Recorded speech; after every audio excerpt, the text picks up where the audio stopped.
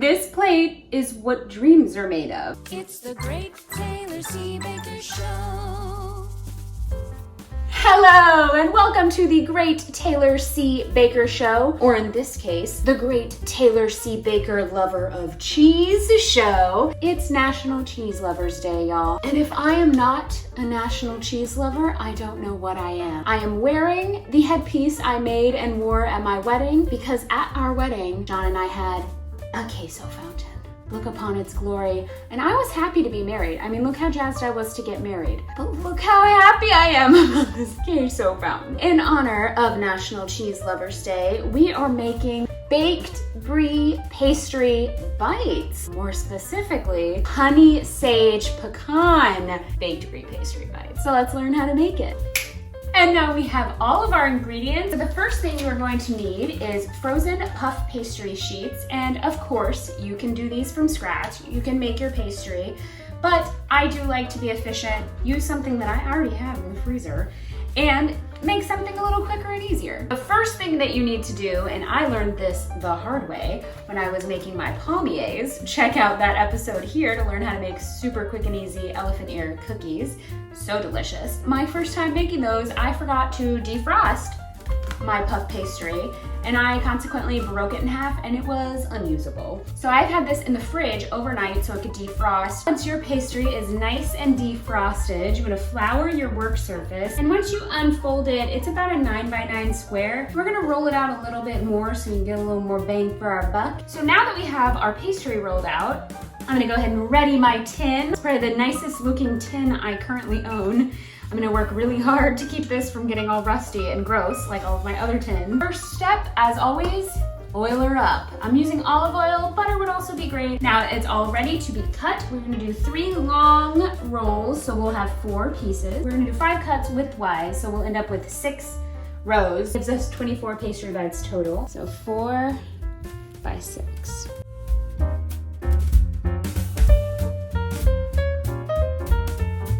And once you have your pastry cut and cozy rosy in your mini muffin tin, a really important thing is that you want to prick the base of each pastry bite about 3 times with a fork. This helps so it doesn't poof up and just push the brie right out of here.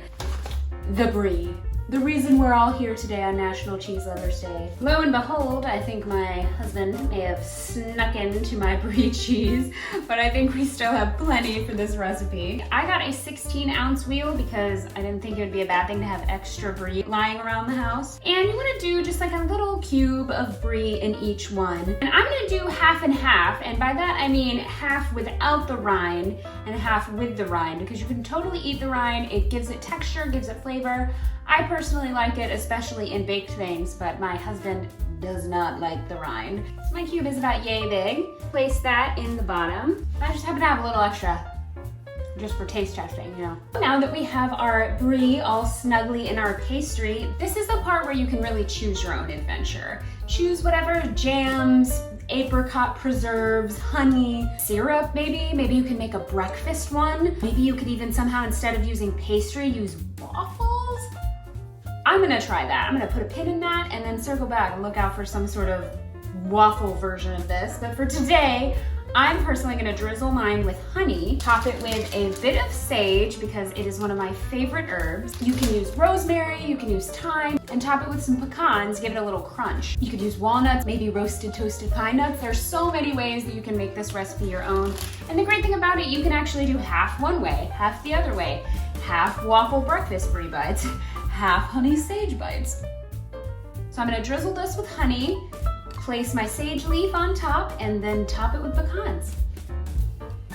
Now that we have them flavored, we're gonna bake at 375 for 18 to 20 minutes. And this is an active bake, so you wanna start at the top, watch it get nice and golden brown, and about halfway through, move it to a lower rack so it doesn't get too crispy. Bye-bye, you beautiful pastry puff. See you on the other side.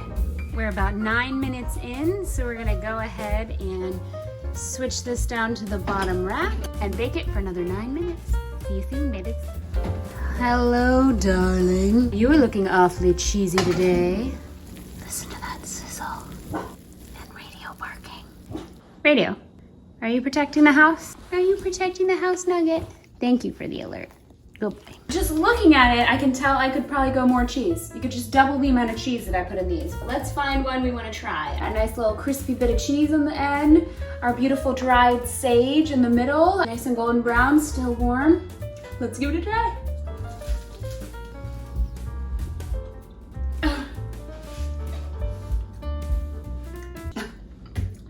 That actually makes me want to cry. It's so delicious. A tiny little bit of sage is pure magic. And like I said, there are so many different ways that you can make these different variations. So I invite you to be creative, make this recipe your own, use your own flavors. And if you bake along with any of my recipes on the Great Taylor C. Baker Show, please tag me at Taylor C. Baker on Instagram, TikTok, YouTube, all the things. Use the hashtag #BakeWithBaker and show me what you made. I would love to see, share, and comment on your amazing, delicious treats. I also want to give a huge shout out to Zoe at Iron Photo Girl on Instagram. She baked 2 of my recipes so far. She made my palmiers and the povatizza.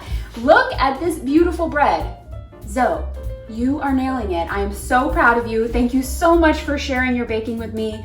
I invite you all to join me on this baking adventure. Hashtag #BakeWithBaker, tag me at Taylor C. Baker, and while you're here, be sure to hit subscribe and follow along with all of my baking misadventures. Cheers! It's the Great Taylor C. Baker Show.